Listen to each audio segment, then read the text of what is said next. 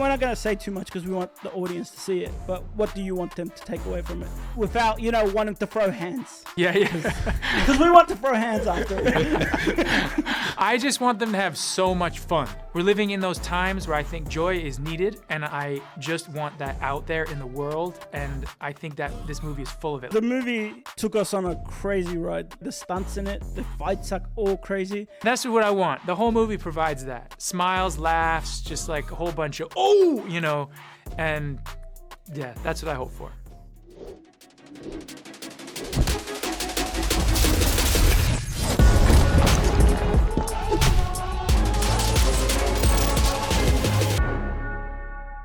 It's 4 a.m. Oh my God, you guys, are you serious? Go right ahead, thank you. The worst part is we forgot, we got the time wrong, so we've been up for like 2 hours. Oh no! What have you been doing? What have you been doing in the interim? Exactly this. We're just looking forward to this, honestly. Or do you have like weird long moments of silence between the two of you, or just sort of fall asleep and then kind of wake back up?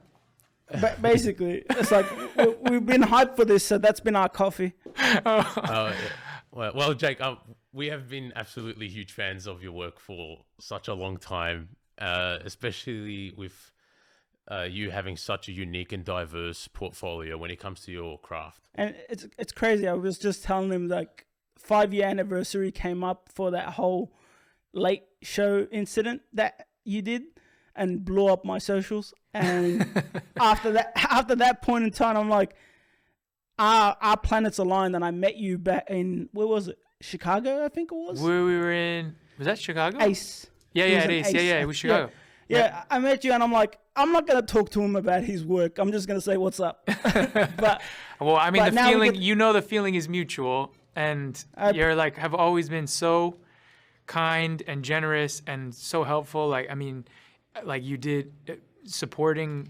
I mean, you're so supportive of so many. You guys like supportive of so many artists out there, and it means so much. And like you can feel that through all of the things that you do. And to me, even things like the theater work that I've done, like when I did the monologues on Broadway that I did, and the beautiful poster you made for that show, and also like the big movies and stuff. It's just, it means a lot. Like it's one of the best things about social media is my being able to connect with you and being able to just share artistic things back and forth. I really appreciate that. And I told you back then, there's like, I believed in your work and I believed what you do, and I've been a fan, and I've just wanted to help out.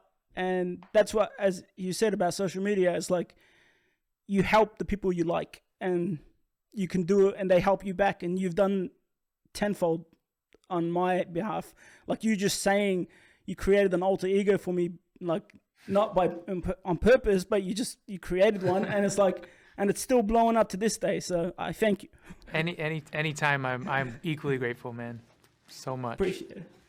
We've always been curious when when in your line of work, when it comes to your process, are you defining your character in your own approach, or do you leave it to the script and the letters on the page? And the reason we ask this is because when you bring your work, your craft to your movies, we look at the movies like The Prisoner, we look at movies like End of Watch, and you bring this whole different caliber to each role. And speaking of that movie, we recently talked to David Ayer, was it? Yes. Yeah, we recently talked to him, and we mentioned that movie, End of Watch, and that's where it's kind of like you're a different person. I know it's acting, and you're meant to be a different person, but you bring it's high caliber stuff when you do it in those specific movies as well.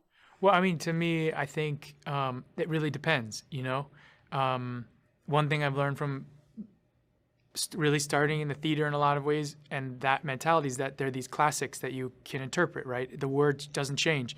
And so as an actor, what we do is we interpret through behavior. Like I always say, you write essays basically through behavior. That's what we do. So you have to use your mind, you have to use your intelligence, you have to dig into the words that were given to you. Some of those words give you clues, and then some of them give you inspiration, right? Like you can be inspired by a word, and you can say, oh, I have this idea, and then you bring it to the director, and it's new, and they haven't thought of it. And if the director likes it, then you incorporate it into the character. But it's always the word that brings the idea.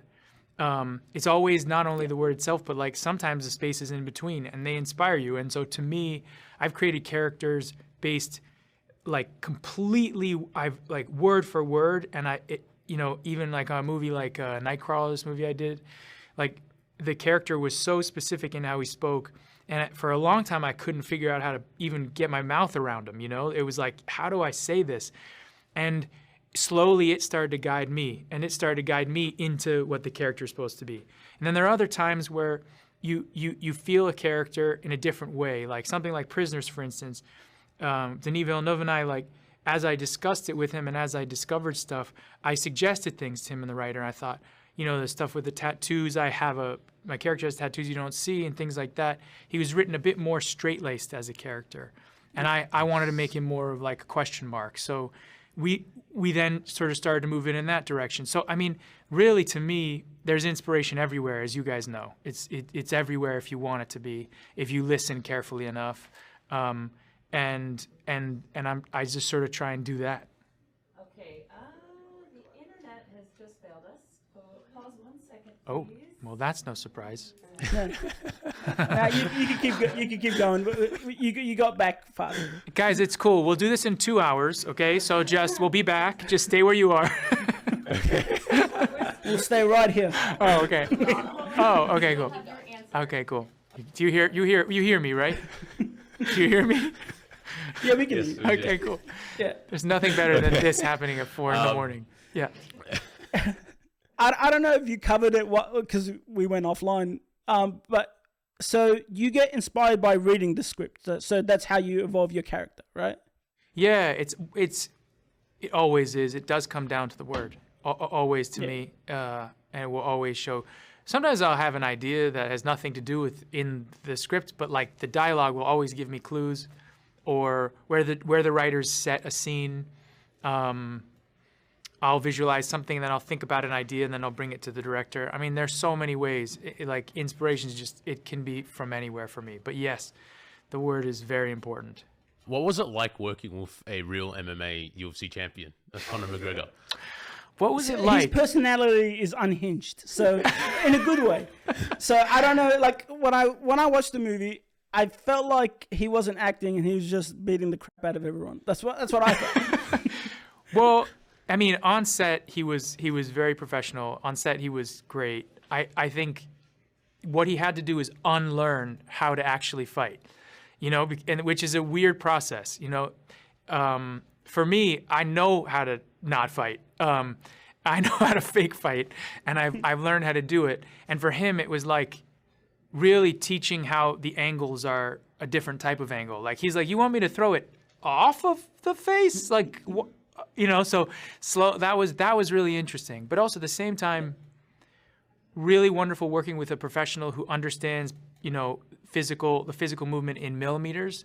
So I always felt safe in that way, because if you're working actor to actor, it's very different. You just don't have the same accuracy. But you're working with a professional, like professional fighters like that. And we worked with not just Conor, who's obviously Conor, but a lot of ex-pros and pros are in it. I mean, the irony is I filmed this promo video, and Michael Chandler is one of the guys I knock out. And Chandler and Conor are going to be fighting soon. So like I was working with a lot of them, and I always felt weirdly, I know this sounds a little crazy, safe with them, because they just know that kind of accuracy in a way that nobody else does. Yeah, that's like that was like one of the things we wanted to ask. Is like if you felt confident, like, and no, obviously no. you did, because you were in capable hands. No, you were in capable. You looked confident. Like when we were watching you, it's like this guy looks like he's trained for years trying to fight, and that's all he wanted to do in this movie. He wanted to just beat the crap out of people. Especially since you had such a phenomenal fight supervisor, Garrett Watson. Garrett Warren, Garrett Warren, yeah. And Steve Brown. Garrett is our stunt coordinator, and Steve Brown is our fight coordinator. So the two of them come as a team, and it's really the two of them together who choreographed the fights. But they also really listened to us. The slap fight, for instance, that starts off the first kind of fight you see Dalton in, was actually a punching fight. And then we were really trying to find humor, because we really wanted the movie to be fun and funny and stuff. And I just suggested, like, well, maybe we just do it like slapping, like, would that be like just, and they loved it. And so they redesigned that idea.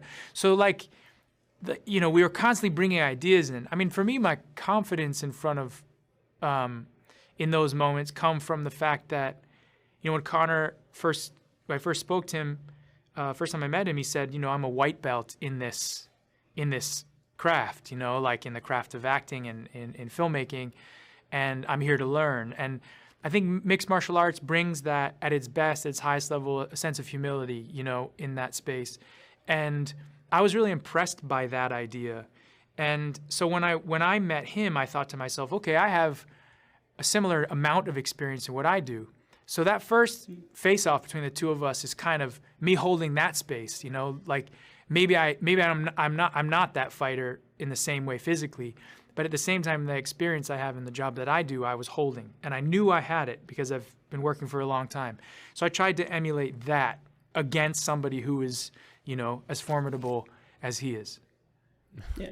What was your preparation like going from ex-MMA fighter turned bouncer for the role? This role obviously was like demanding. So you had to do a whole like regime for it. Like, is it something you've done before to this extent?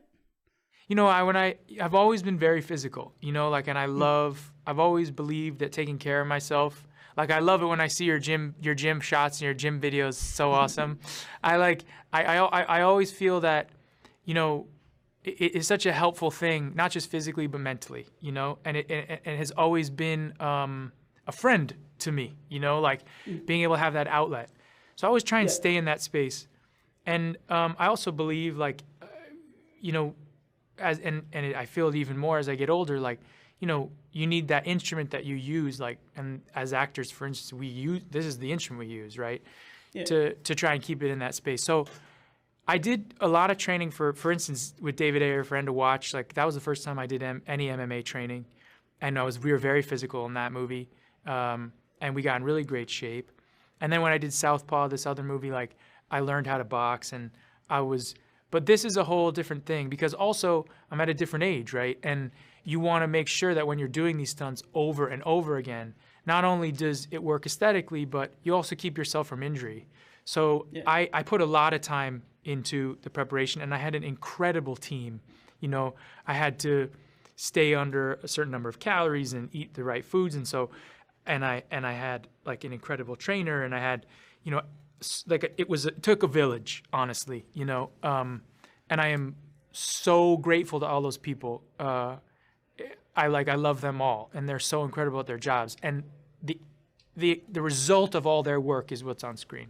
So what he's trying to say is that he's in his prime, and he's always been in his prime. That's what he's saying. What I'm trying to say is I'm in my prime video. Prime video. He's in his prime era. That's it. By now. March 21st. Yeah, March 21st prime video by now. Yeah.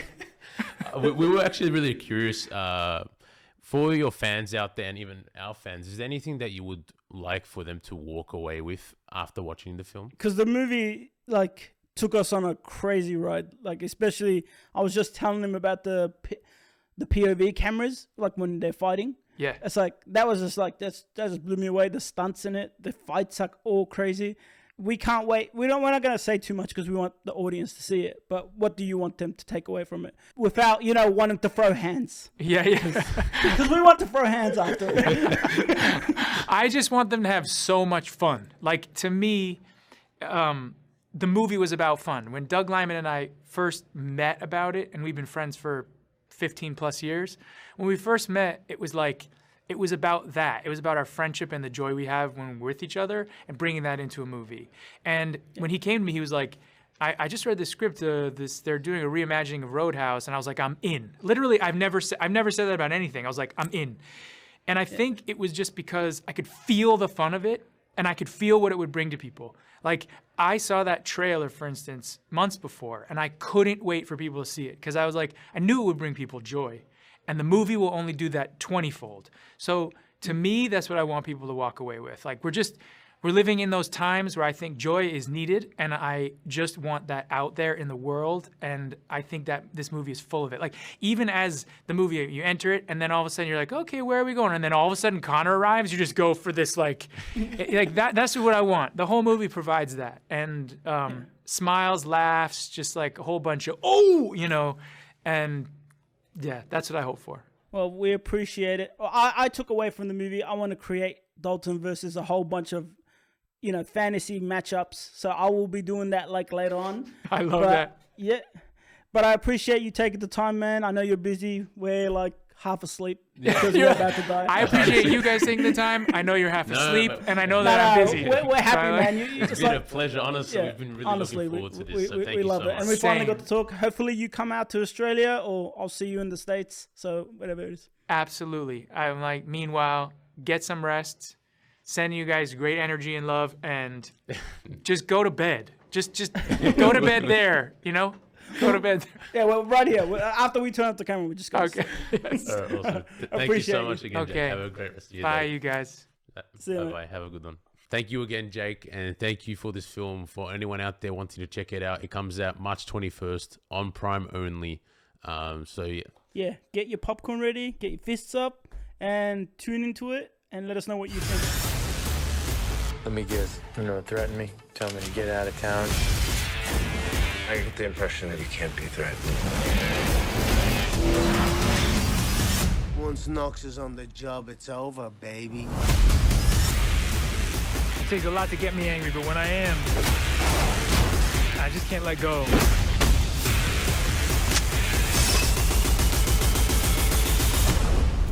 People seem a little aggressive around here.